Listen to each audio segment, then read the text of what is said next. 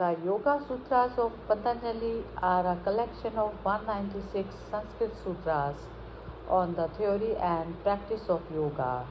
The Yoga Sutras were compiled sometime between 500 BCE and 400 CE by the sage Patanjali in India, who synthesized and organized knowledge about yoga from much older traditions. Patanjali was a sage in India, thought to be the author of a number of Sanskrit works. The greatest of these are the Yoga Sutras, one of the most important texts in the Indian tradition and the foundation of classical yoga. It is the Indian yoga text that was most translated in its medieval era into 40 Indian languages. Sutras in Sanskrit literally means a thread of string that holds things together, and more metaphorically refers to an aphorism. The Yoga Sutras by Patanjali is an ancient philosophy that enlightens one in the knowledge of yoga, its origin and the ultimate purpose. Its purpose is to make the principles and practices of the yoga formula more understandable and accessible for all. In the Yoga Sutras, practical and easy suggestions are presented through which one can experience the ultimate benefit of a yogic lifestyle. The Yoga Sutras of Patanjali are life's threads, each one rich with knowledge, tools, and techniques. These sutras guide not only the mind but also one's very being to its full potential. Patanjali's Yoga Sutras offer a systematic form of wisdom for attaining self-realization and enlightenment. Patanjali Yoga Sutra Part 1 At Yoga Nushasanam.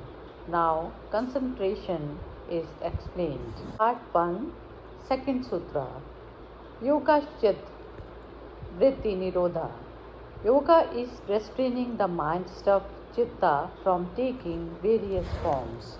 Vrittis. Commentary on Sri Patanjali Yoga Sutra by Swami Vivekananda. A good deal of explanation is necessary here. We have to understand what chitta is and what the vrittis are. I have eyes. Eyes do not see. Take away the brain center, which is in the head. The eyes will still be there. The retina complete, as also the pictures of objects on them, and yet the eyes will not see. So the eyes are only a secondary instrument, not the organ of vision. The organ of vision is in a nerve center of the brain. The two eyes will not be sufficient.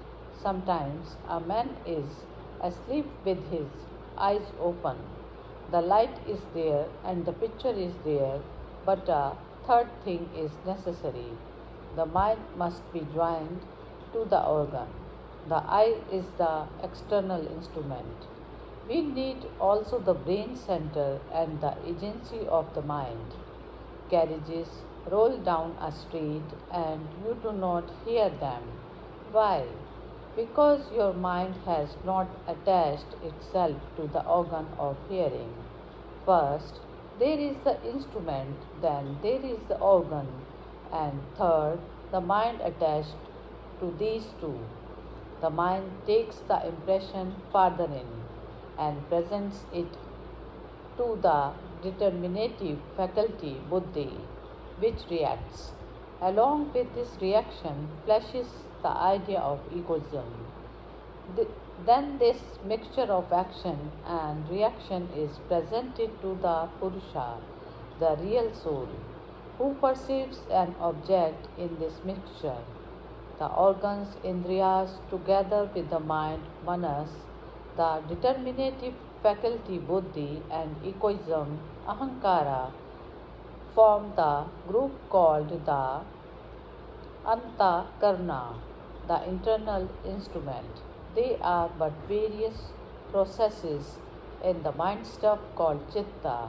The waves of thought in the chitta are called vrittis, literally whirlpool. What is thought?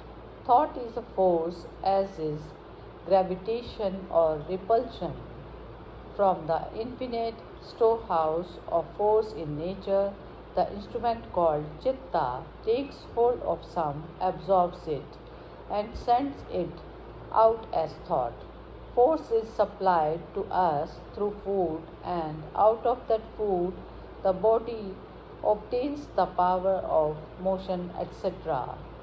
Others, the finer forces it throws out in what we call thought. So we see that the mind is not intelligent, yet it appears to be intelligent. Why? Because the intelligent soul is behind it. You are the only sentient being. Mind is only the instrument through which you catch the external world. Take this book as a book. It doesn't exist outside. What exists outside is unknown and unknowable. The unknowable furnishes the suggestion that gives a blow to the mind, and the mind gives out the reaction in the form of a book. In the same manner as when a stone is thrown into the water is thrown against it in the form of waves. The real universe is the occasion of the reaction of the mind. A book form, or an elephant form, or a man form is not outside. All that we know is our mental reaction from the outer suggestion.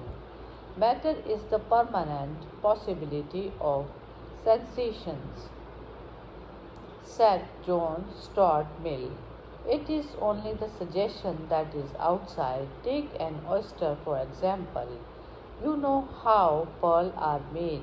A parasite gets inside the shell and causes irritation, and the oyster throws a sort of enameling round it, and this makes the pearl.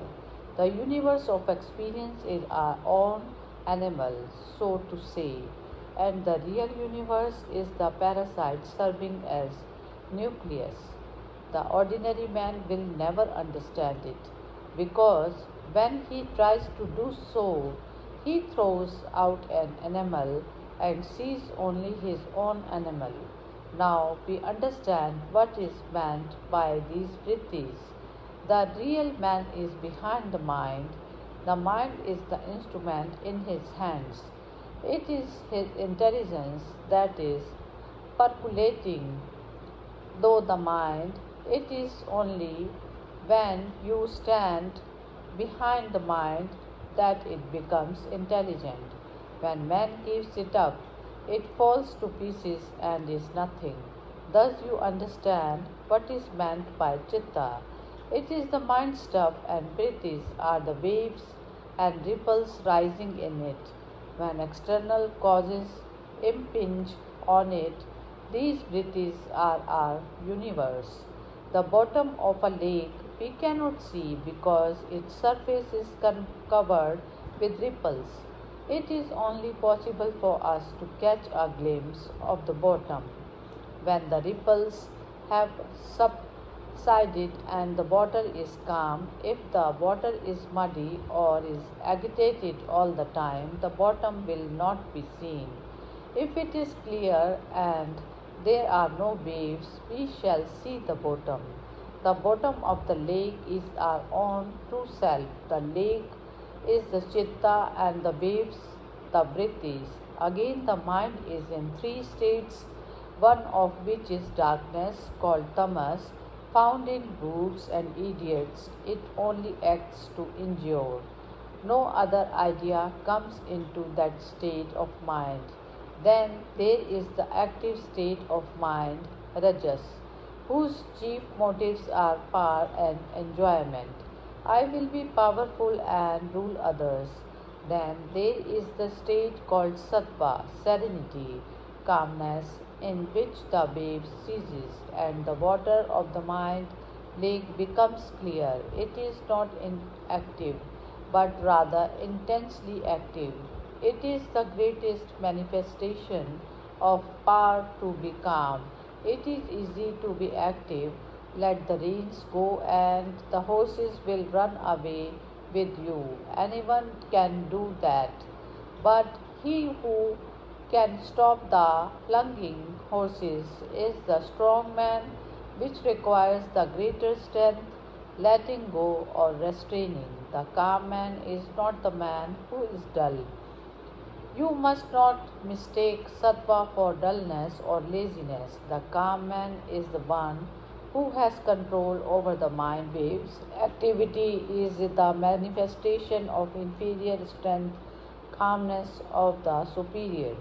The chitta is always trying to get back to its natural pure state, but the organs draw it out to restrain it, to check this outward tendency, and to start it on the return journey to the essence of intelligence is the first step in yoga, because only in this way can the chitta get into its proper course.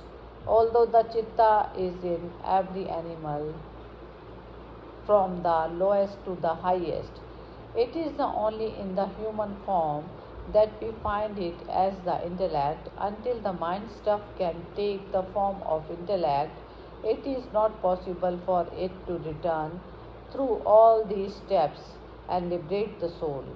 Immediate salvation is impossible for the cow or the dog, although they have mind, because their chitta cannot as yet take that form which we call intellect. The chitta manifests itself in the following forms: scattering, darkening, gathering, one pointed, and concentrated.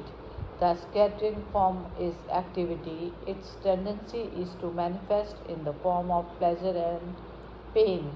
The darkening form is dullness, which tends to injury.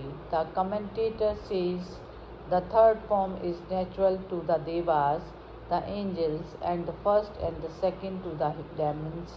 The gathering form is when it struggles to center itself. The one pointed form is when it tries to concentrate, and the concentrated form is what brings us to samadhi.